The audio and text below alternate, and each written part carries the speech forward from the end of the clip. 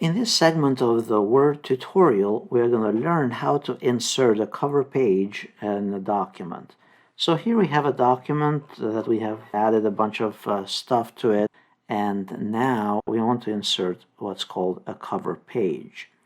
You can click here on the Insert tab, click on Cover Page, and then choose from one of those templates. Note that there are additional templates that you can download from office.com and embed them in the document as well. And let's say I'll pick this one. And then you give it a document title. Fix the font how you want it. Add additional properties if necessary,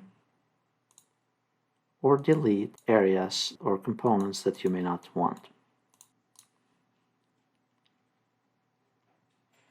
Notice that it's smart enough to insert the cover page at the top of the document for you automatically.